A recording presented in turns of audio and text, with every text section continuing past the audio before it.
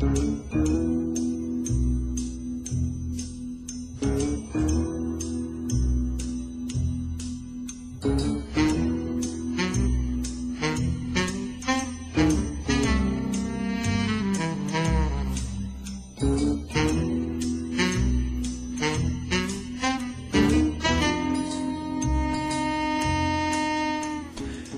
morning, Phoenix, and welcome to the House of Mystery radio show. This is the place to come for true crime, conspiracy, and alternative history. Only on KFNX 1100 Independent Talk Radio. We're here every Saturday morning, 6 to 7 a.m., and I'm your host, Al Warren.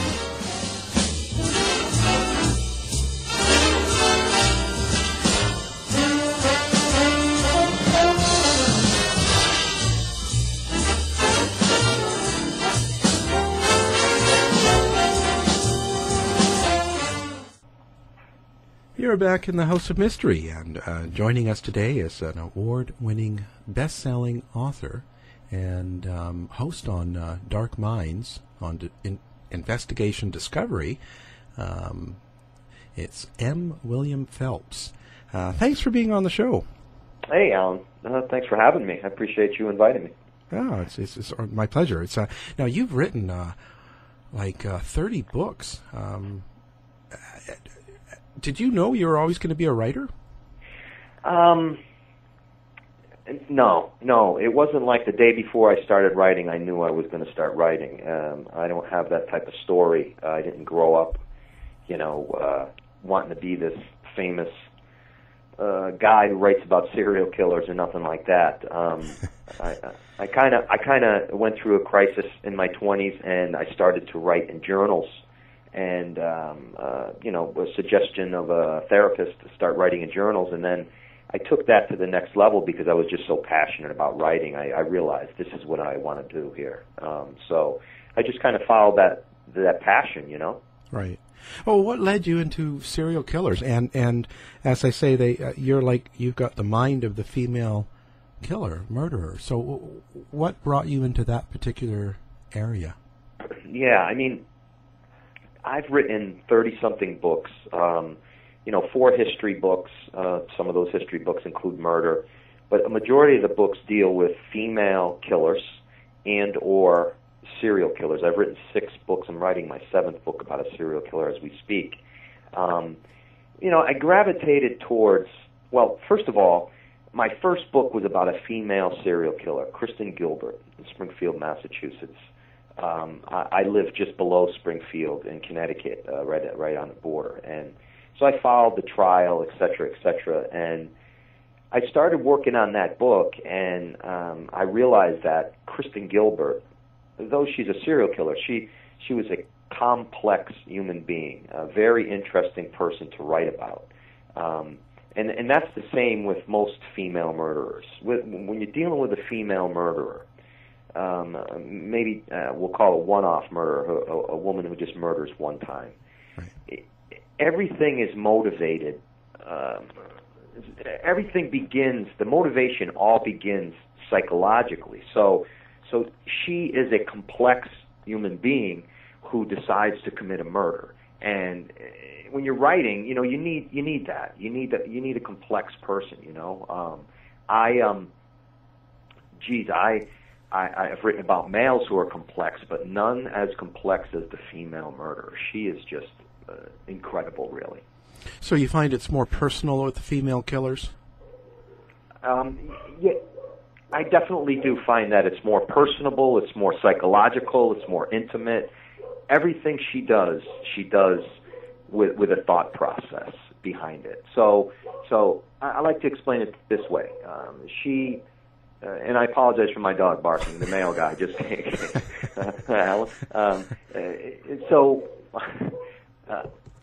She will walk into the store, if you will, and purchase the poison after going to that store 10 or 12 times first to check out the poison.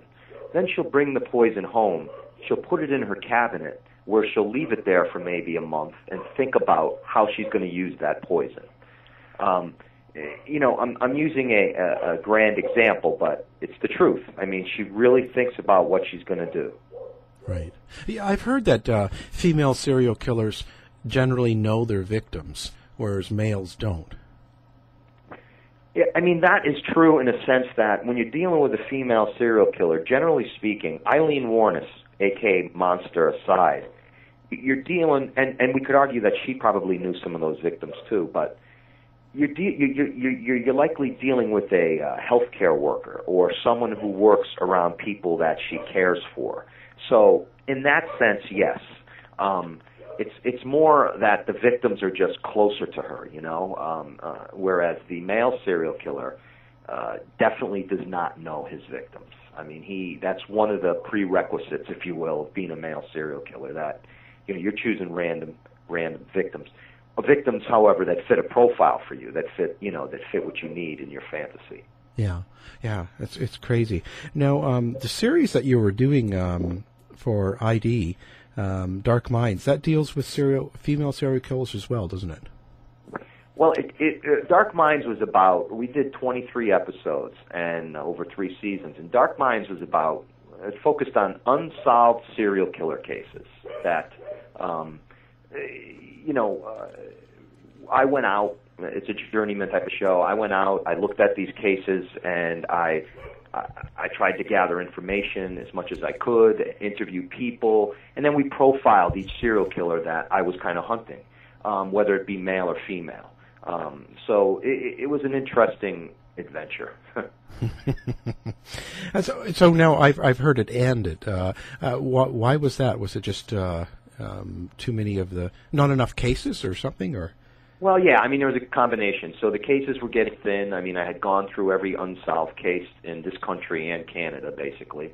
So the cases were I had some more cases, but they weren't as, the network wasn't as thrilled about them as they were the others.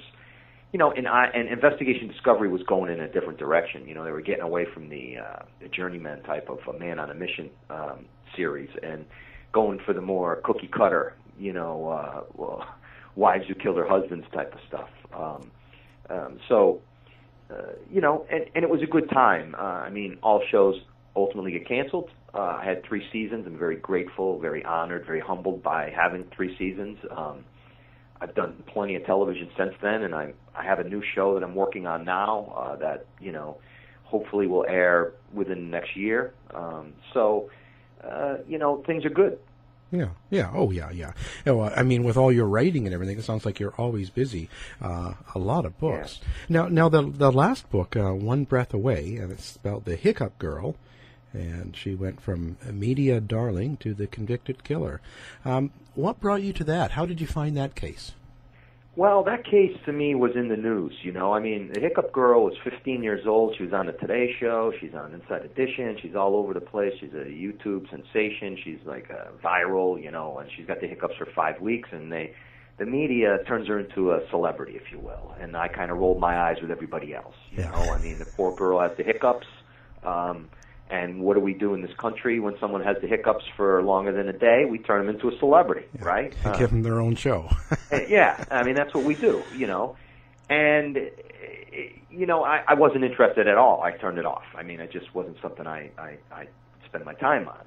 However, fast forward 2 years from her having the hiccups, and her next display in the media, her next appearance is that of a convicted murderer, which got my attention. And right away, I looked at it as, wow. I said, this girl went from a 15, 16-year-old girl celebrity with the hiccups, a viral sensation, to a convicted murderer now spending the rest of her life in prison. And I want to know what happened in between, before, and what got her here. Because going back to what I said earlier about us in this country, we love nothing better than to raise somebody up on a pedestal. A person, just pluck somebody out of society, put them on a pedestal, raise them up, and then we love to watch them burn as they go down. And networks get great ratings with that stuff, right? Yeah. So I was interested in that. I was interested in the celebrity-driven culture. And did it lead to Jennifer Mee, that's her name, did it lead to her downfall? Because when I started to look at reality stars, I started to see a trend. I started to see that a lot of reality stars end up dead. Suicide, homicide, accidental overdoses, that sort of thing. And I mean, I'm not talking 10. It's like 30. There's like 30 that I found. So not that she ended up dead, but she ended up with a dead soul. So I wanted to know what happened, and that's why I ended up writing to her to ask her about her life. Do you think that has the implications? So, like being famous, being plucked out of nowhere, she said, into something, and then having it taken away. Do you think that leads to all these deaths?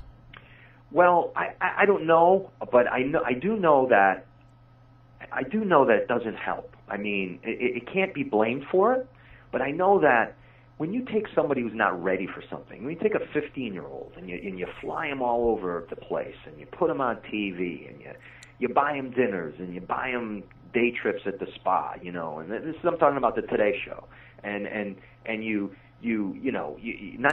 not paying them, but you're making them feel, you bring them in limousines everywhere, you send them to amusement parks because you want them on your show only, right? They begin to feel like special, right?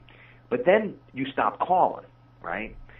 Because what happened with Jennifer Me was she had the hiccups for 5 weeks. She got rid of them, and then she got them again, but nobody wanted her the second time. They weren't interested. And they had all promised her they were going to help her get a doctor and get rid of the hiccups, but no one did, So she felt slighted for sure. Now, is it to blame for her lifestyle? Absolutely not. But did it contribute to her spiral downward? Absolutely it did. And that also crosses over. Do you think that having all the like you go to these trials when you're writing and things, do you think having them all televised is a good thing? Well, yeah, I think microphones and television cameras inside courtrooms is a great thing because they're public trials. So I mean, they're public anyway. Anybody can go if you can get a seat, and to have access to them that way is great because even if we don't watch it live, if we have access on the internet to go back and look at the archives, what that does is keep everybody on their toes. Keeps especially the judge, especially the lawyers, and the cops and everybody. It keeps everybody kind of, okay, there's more eyes on this than just the people in this room, and I like that. As a journalist, I love that. Not only because it's good access for me, but it's good access for the public to keep an eye on these things. Because as we've seen over the past couple of years, there's a trend happening with courtrooms. We're losing percentage points in how accurate everything is coming out of courtrooms, right? We used to look at it as, wow, it's pretty good. We send somebody to trial and that person is found guilty and we can all go to bed that night thinking, okay, he or she's guilty. But that doesn't happen so much no more. And a lot of people are getting out of jail, exonerated. So, and I find people lying all the time in courtrooms. So I think it's good. Yeah. Yeah. I was just wondering how it's got to affect the participants, but like, the prosecutor and the defense attorney and things, it's got to affect them. And all of a sudden you become on every tabloid, and they're talking about you on every TV show, and the way your hair is, what you're wearing for a tie. It's got to make you self-conscious. Absolutely, and for some, it blows their head up. The ego gets inflated, and for others, it's like they view it as a launch pad for their next career, which is television. So it does add that element to it, that dirty element that's here in the United States of everybody wanting to be a celebrity today. It's incredible, really. It really is incredible the amount of people who want their voices to be heard on the internet, on television, it baffles my mind sometimes that there are so many people just ogling for that spot to be on TV. And there's never been more television in our lives. There's just TV for everything now, So yeah, it's that's a great point. So now in this book, how did you take on meeting Or did you get to meet her, Jennifer Mee?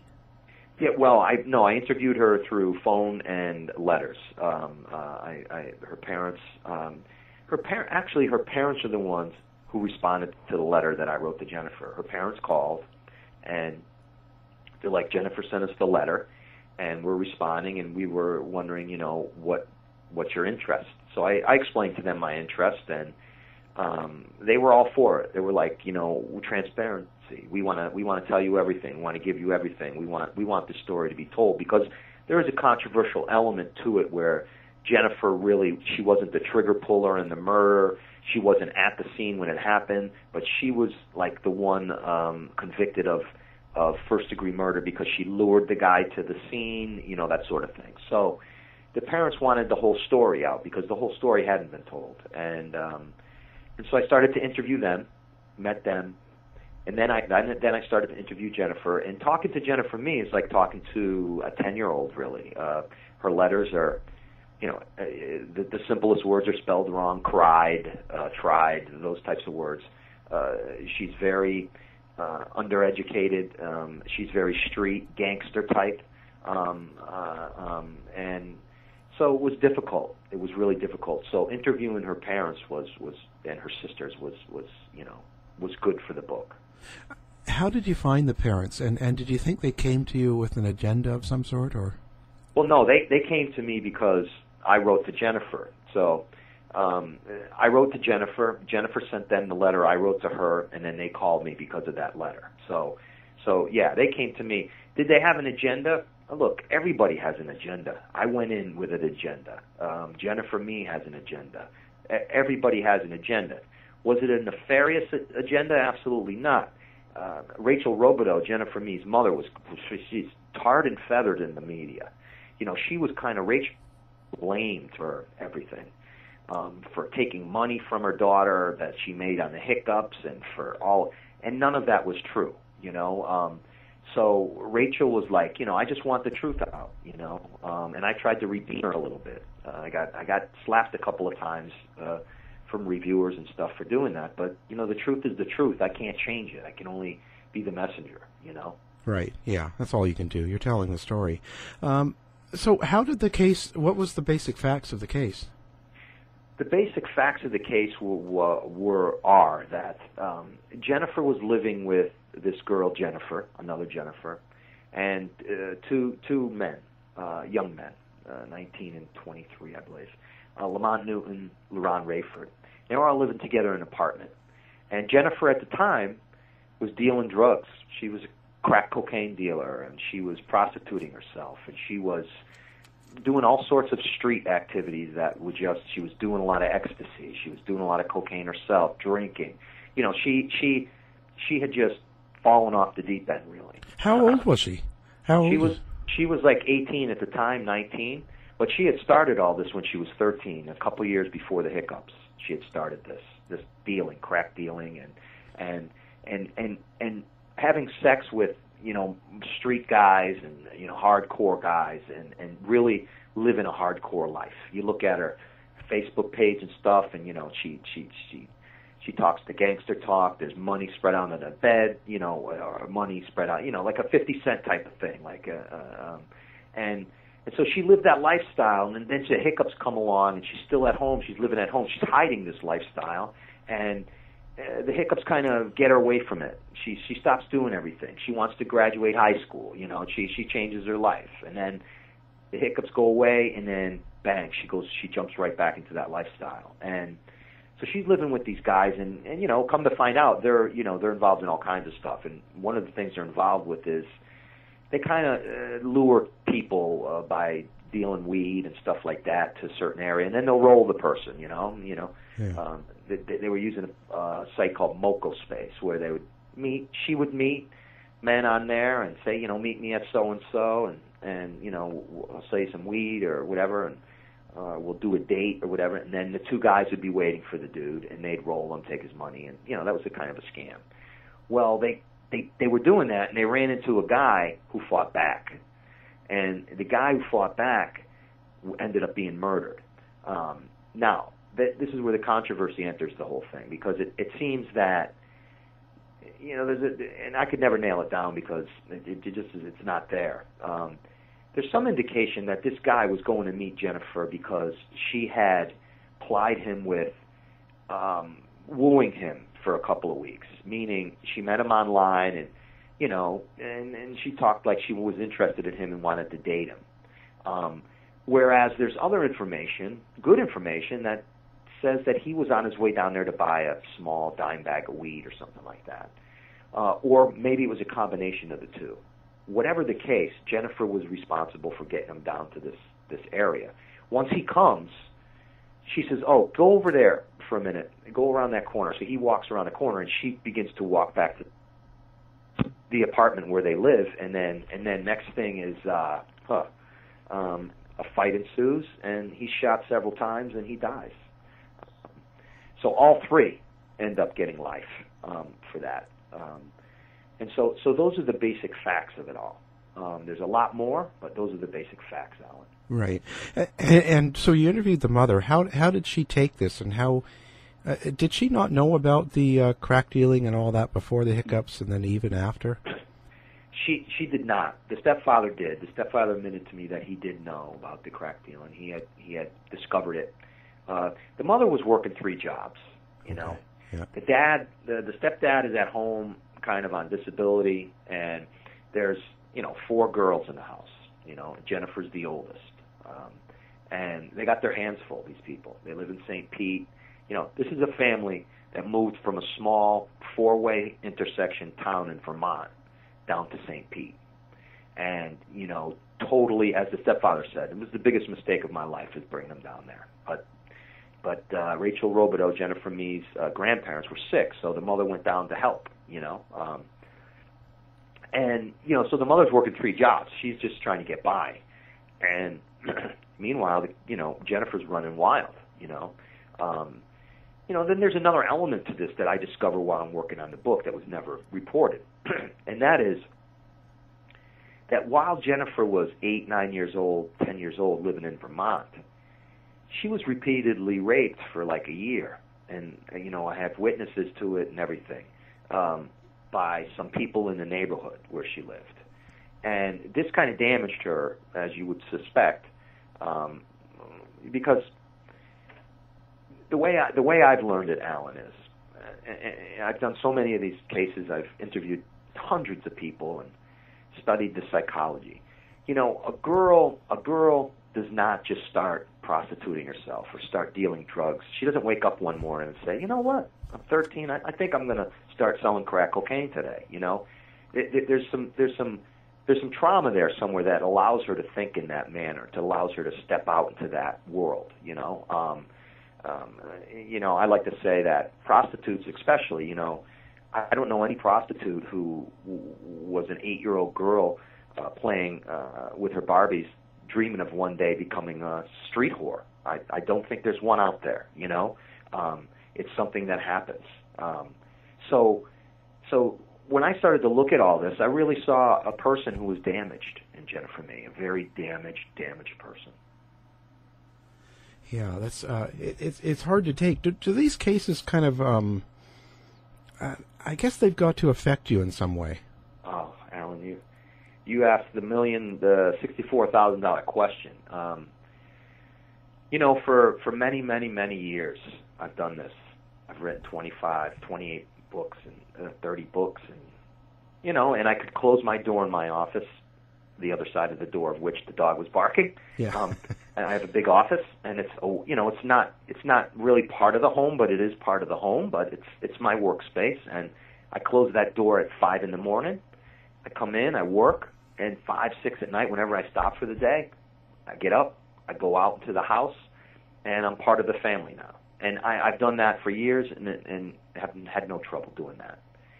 Well, only recently in the past year, the past 5 years. The past 5 years I've been interviewing a serial killer. And by interviewing a serial killer, I mean he was part of Dark Minds, and that's the reason I reached out to him. But I've been interviewing him on a weekly basis, talking to him on the phone for hours per week for 5 years. He's written me in the neighborhood of 8,000 pages of letters. We've done video Skype chats. and I've gone out to see him a number of times, and I've studied this man. I've studied this man to try to find out why he is the way he is. And in 2011, when I first went out to visit him for Dark Minds, and when I went out to set him up to be on the show and be the voice of reason, if you will, on Dark Minds, my Hannibal Lecter. I'm Clarice on the show. He's my Hannibal Lecter, except you don't see him on Dark Minds. You know, he's an anonymous voice. You know, I had a forensic therapist tell me, a psychologist tell me, Matt, you know, listen, when the devil knocks at your door and you let him in, be prepared to dine with him, because if you're not, he's going to get inside your head. And sure enough, that's what's happened here. You know, I've developed feelings of sympathy, empathy. I feel sorry for him. You know, I've been on this roller coaster for the past 5 years, and it's damaged me. It really has. You know, it's broken me. It's the subject of, you know, a book that I'm finishing up as we speak, and called Dangerous Ground: My Friendship with a Serial Killer. And it's a memoir, really, about my struggles and his life and who he is and all of that. So that's a long answer to a short question of yours, Alan. But there's plenty more. But yeah, it's never been difficult for me until now. I guess because it's personal. Yeah. So where do you go from here then with something like that? Well, I go back to therapy. That was one thing I started doing a month or two ago, and I try to get my life back, and I cut the cancer away from my leg. That's the first thing I got to do. So when I'm done with this book in a month or so, I got to cut this guy off. I mean, this guy sucked the life out of me, and I got to just cut him off. I mean, he called while I was talking to you. That beep you heard before, that was him calling. He calls me every day. I mean, so I got to get rid of the cancer and before I can begin to heal, you know, the wound. And that's what I'm going to be working on after I finish this book. I'm going to move on to another project that doesn't involve murder. I don't think it's a crime book, but it doesn't involve any open, you know, murder. It's a different type of thing. So we'll see where I end up, Alan.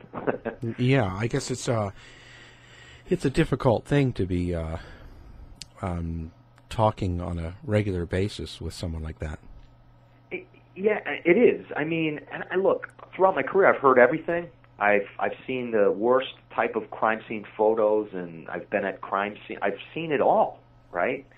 But when you are dealing with someone who's killed many, many, many people, and you're talking to him, and you know, you're talking about fishing or something, and you're saying to yourself, you know, geez, if he hadn't killed all those people, we could probably get along, me and this guy. I mean, there's something likable about him. And then being the guy that I am, the clinical guy I am, I know that, yeah, of course, he's charming.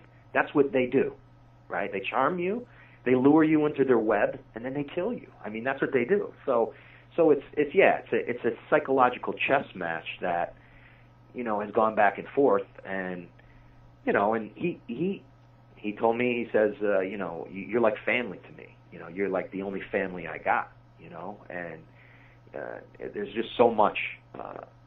You know, my sister-in-law was murdered in 1996, and he wants to help me understand that. And it's like, you know, I don't want to get personal with this guy. You know what I mean? So. Yeah, it's been a tough road, but it's made for a terrific book. I'll tell you that. Yeah. Well, so he is. You would probably classify him as a psychopath. Oh, he's an absolute psychopath. Yeah, 100%. And part of the book really delves into what is a psychopath. You know, what really is a psychopath? I mean, Nancy Grace, people on CNN, people throw that term around like loosely, like they know what they're talking about. But what is a psychopath truly? And look, I introduce you to one, and I break down his mind, and I rip it apart. So yeah. Yeah, it's tough. So what do you think about this particular fellow that you connected to? Like, why is it that this one was different? Well, I think this one is different. I mean, I've interviewed all sorts of murderers throughout my career, and this is different because I interviewed him for an extended period of time, 5 years. I mean, and he, like I said, he wrote me over 8,000 pages of letters, and those letters went through the mail to my office, through my eyes into my mind, you know, every single page. So it's not that I connected with him more than I understand him, you know, and I understand him, and that I've kind of gotten inside his head. I really have. Yeah. So that's where the difficulty comes in, knowing every aspect of him, not just the psychopath, but other parts of him, you know. Yeah, it's a tough one. So now, when you were interviewing with the mother of Jennifer Mee, how did you find that she took everything? How was she doing with all this? Jennifer Mee's mom, Rachel Robideau, you know, she deals with this very, very difficultly. I mean, it's been tough for her because her first child, her baby, is in prison for life, and life for a 20-year-old is life, right? Yeah. So it's been really hard on her, and Jennifer just lost her appeal, so they're kind of all done. It's been really, really tough on Rachel, and I feel bad for her. You know, it's and part of this stems from a phone call. I think she was convicted on a phone call only. During a phone call from the jail, the first night she's arrested, Jennifer Mee calls her mom, Rachel, and says, "Mom, I'm in jail, and I've been arrested for murder." And you know, Rachel's like, "Oh, what's going on? What did you do?" And Jennifer says something to the effect that I set it up, you know. And they use that right there, boom, for the jury. I set it up, meaning I set up the murder. But she wasn't talking about I set up the murder. She was talking about I set up the meeting between them, between the, you know, the two boys and the other boy. And so Rachel lives with that, you know, that I asked her what happened and she told me, and now she's convicted because of that. Oh yeah. So, wow, that's tough. I guess that they probably moved too, right? They had to get away from where they lived. No, I mean they still live in the same Florida area, St. Pete. They still live, you know, they live outside of St. Pete now, but they're still in the same area because they're close to Jennifer. You know, she's in a Florida prison. You know. Wow, I would think that would be hard. Weren't they being hassled a lot by the press and everybody else? They were for a while, but then it you know, just like any other story, you know, the press moves on to the next sensation in the YouTube or whatever, or somebody in a Chewbacca mask laughing. You know, they move on to the next, you know, Kim Kardashian or the next whatever. You know, that's how we are. You know, today it's a kid who's flipping a bottle on top of a table. You know, if you look at, you know, YouTube or the news, you know, it's incredible, really, that our lives are built around the number of hits that we can get with something stupid, right? Yeah. It's pretty disposable, but it's like it's nothing of any substance. It goes real quick. Yeah, it's disposable and it's despicable, really, to me, because, you know, it's meaningless. At the end of the day, it's all meaningless, really, that somebody can, you know, chew 100 pieces of gum and get 100 million views or whatever the case may be. It really shows the mentality of where we're heading. I mean, it really does. Yeah, and it's not a good place. I don't see a good place. Yeah, it's definitely changing. Who are your biggest influences, would you say, for your writing? For my writing, that's interesting. My writing, when I wasn't a big true crime reader. I mean, when I was writing my first true crime book, I didn't really realize I was writing a true crime book, if you can understand that. I was kind of writing this book about a female serial killer and all the people in her life and the victims, and I didn't view it as like I'm a true crime writer. I viewed it as I'm writing this book about this very interesting murder case, you know. So I wasn't a big true crime reader. I mean, my influences are like V.S. Naipaul is an influence. I love the guy's work. I'll never write anything like that, but he was an influence on me because of the language. As far as crime books go, Mark Bowden, Jack Olson, those types of journalists, James B. Stewart, Bloodsport, about the Clintons, that sort of thing. I love those writers because I can relate to them.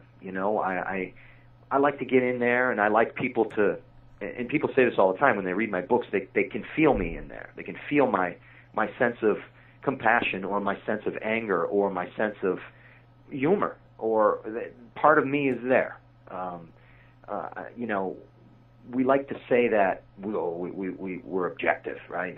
Journalists, that's impossible.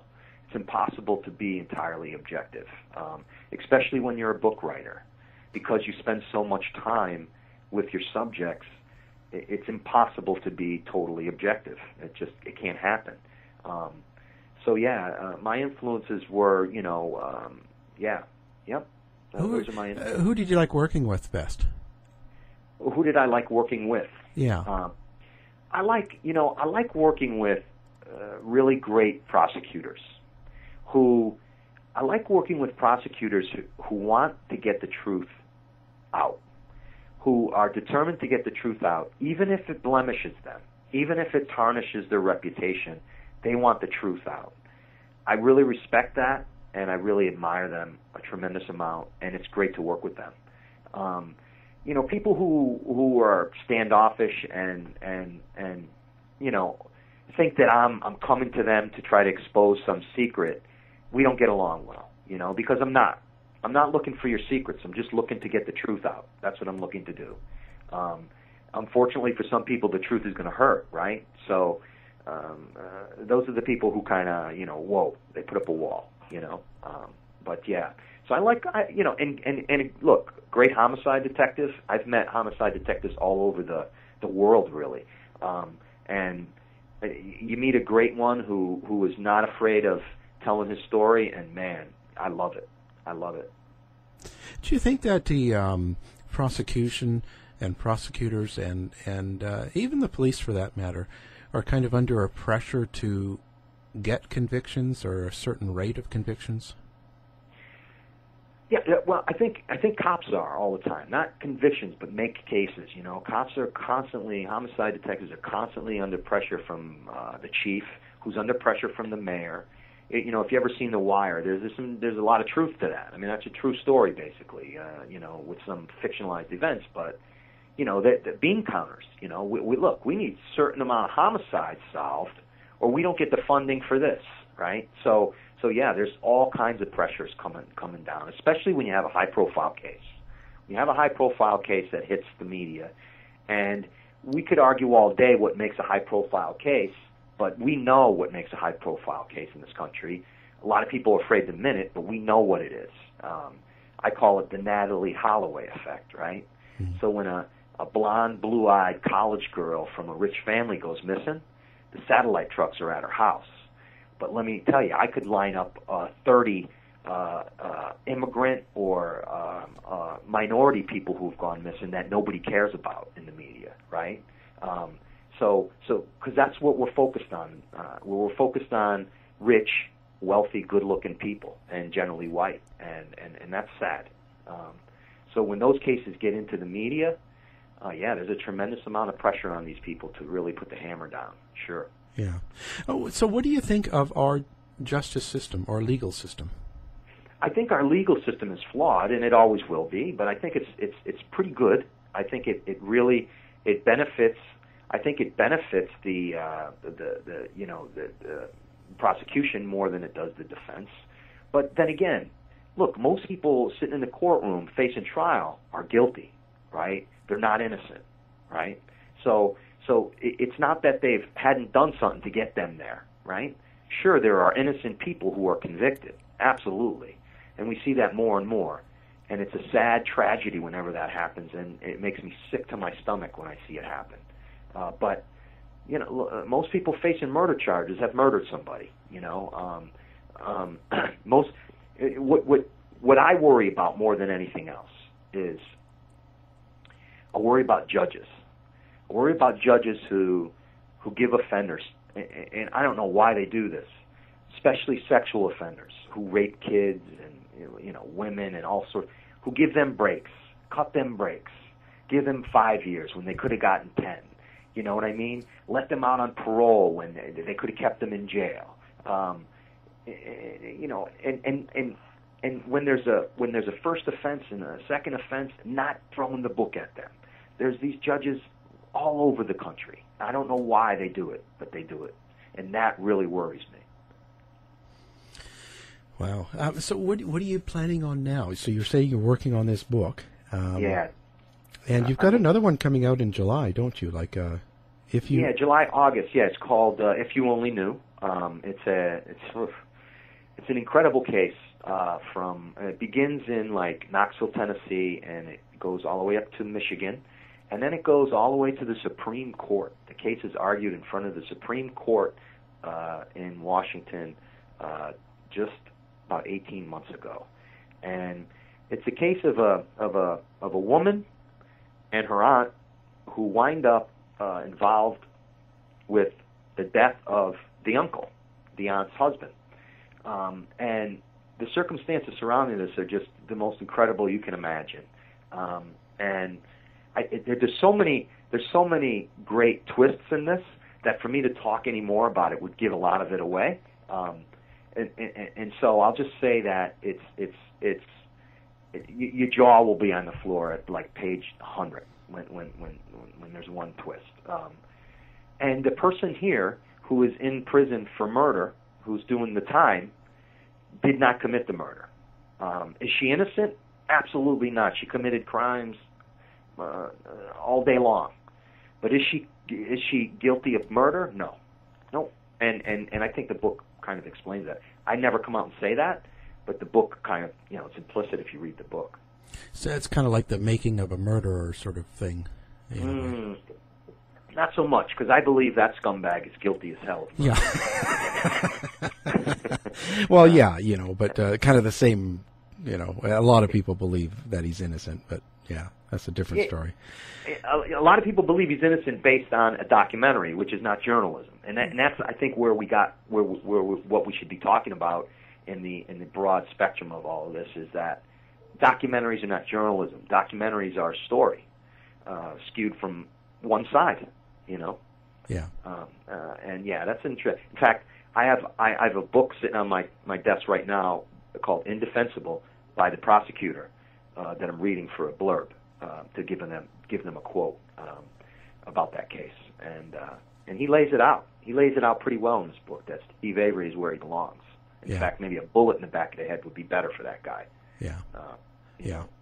Well, it's just, but that's kind of what I was getting at before with the televising of things, and because I think a lot of people, for me, I was only, I was surprised about how much people didn't realize what went on in a trial. Yeah, you're right. 99 of 100 people have no idea what goes on in a courtroom. Yeah.